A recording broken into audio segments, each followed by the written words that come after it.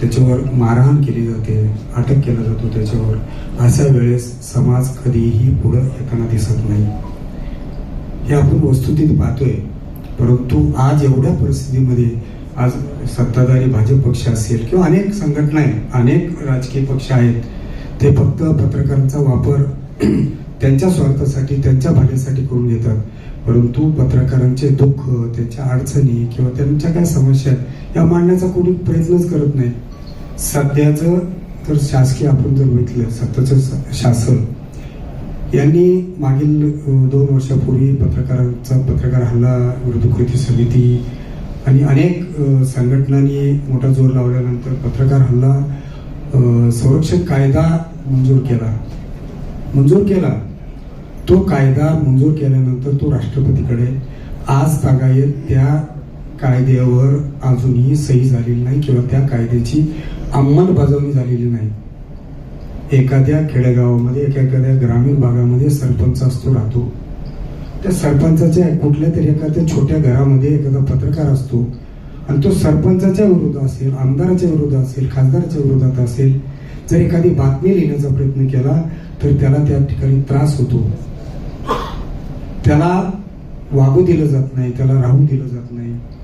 अशा वेळेस त्या पत्रकाराला संरक्षण कुठलं मिळलं जातं?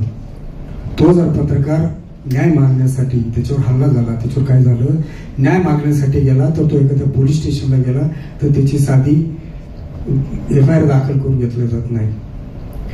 मग त्याच्यासाठी हा कायदा आवश्यक आहे.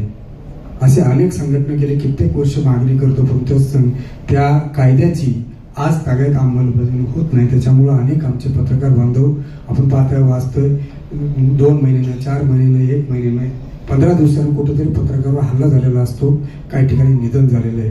आता तर नवीनच पद्धत काढली की त्याच्यावर अंगावर गाडी घालणं किंवा असे अनेक प्रकारचे प्रकार वाढलेले.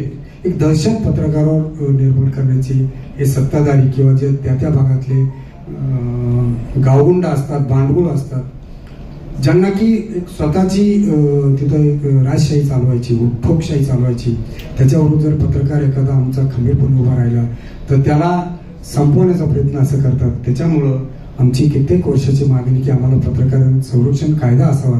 जसं डॉक्टर मंडळींना कायदा झाला त्याची लगेच अंमलबजावणी झाली, तर डॉक्टरवरचे किंवा हॉस्पिटलवरचे हल्ले कमी झाले. परंतु पत्रकार हा समाजासाठी लढत असताना त्याच्यावर होणारे हल्ले याच्यासाठी शासन पाहिजे त्याप्रमाणे संरक्षण देताना दिसत नाही. दुसरी गोष्ट अशी की ज्या वेळेस